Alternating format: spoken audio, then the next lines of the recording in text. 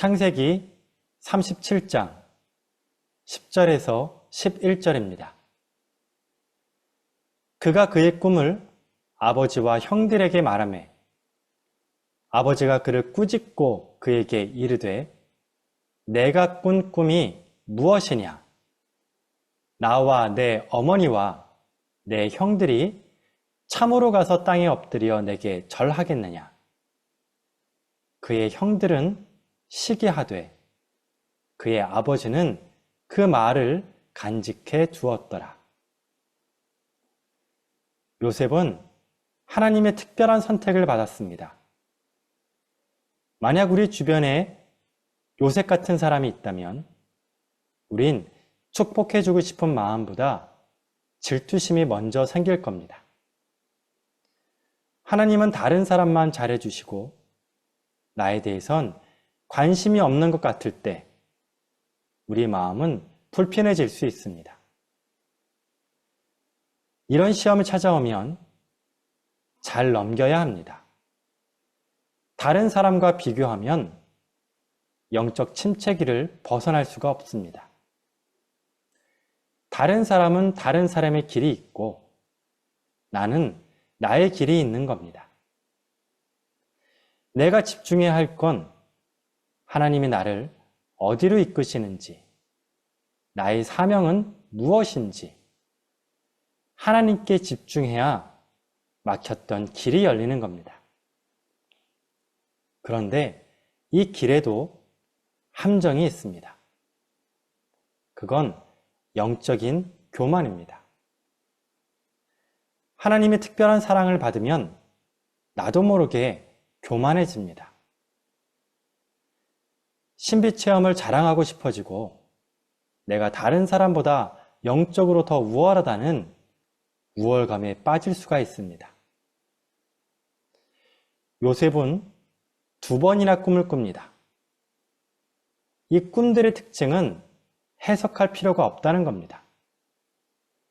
꿈보다 해몽이란 말이 있지만 요셉의 꿈은 듣자마자 꿈의 의미를 알 수가 있었습니다.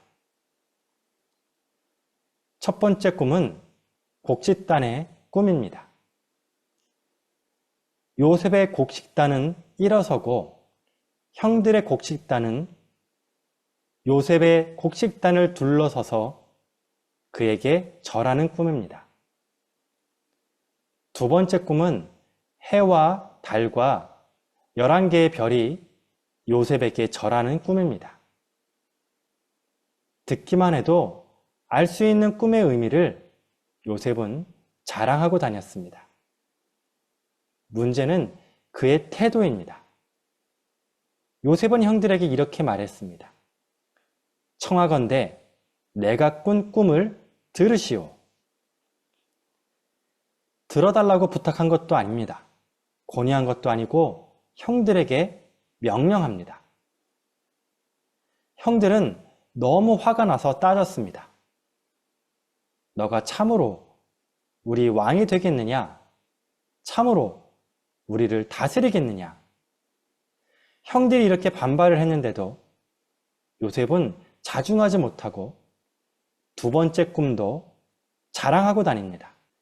개역개정에는 나와 있지 않지만 원문을 보면 요셉의 행동이 얼마나 경솔했는지 나옵니다. 첫째, 요셉은 기회가 있을 때마다 형과 아버지를 붙잡고 자신이 꾼 꿈을 자랑하고 다녔습니다. 둘째, 요셉은 말을 할 때마다 힘내, 보라는 단어를 2~3번씩 사용하며 말했습니다. 듣는 사람의 감정과 입장은 전혀 생각하지도 않고 오직 자기 생각과 감정에 취해서 자랑하고 다닌 겁니다.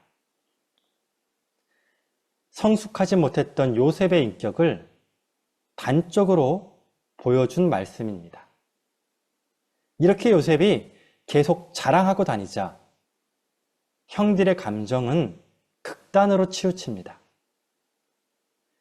미움에서 왕따로, 더욱 미워하는 마음에서 시기로, 시기에서 결국은 살인 충동으로 변질됩니다.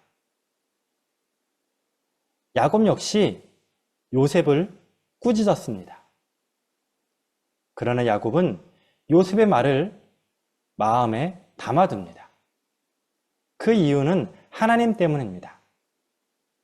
하나님은 야곱이 하란에 있을 때 꿈을 통해 말씀해 준 적이 있습니다. 창세기 31장에 보면 야곱은 꿈속에서 얼룩무늬 양과 점 있는 양과 아름진 양들이 짝짓기하는 꿈을 꿉니다. 그리고 꿈속에서 하나님의 사자가 그 의미를 해석해 준 경험을 가지고 있습니다. 이런 경험 때문에 야곱은 요셉을 꾸짖었지만 그의 꿈을 마음에 담아둘 수밖에 없었던 겁니다. 하나님은 개인적으로 꿈을 통해 요셉을 만나 주셨습니다. 여러분의 삶에도 이런 간증과 만남들이 가득하길 기도하겠습니다. 하나님 아버지, 주님과의 개인적인 만남이 계속 이어지게 하여 주옵소서. 다른 사람과 비교하지 말고 오직 하나님과 나 사이에 이루어지는 깊은 영적 교제에 집중하게 하여 주옵소서.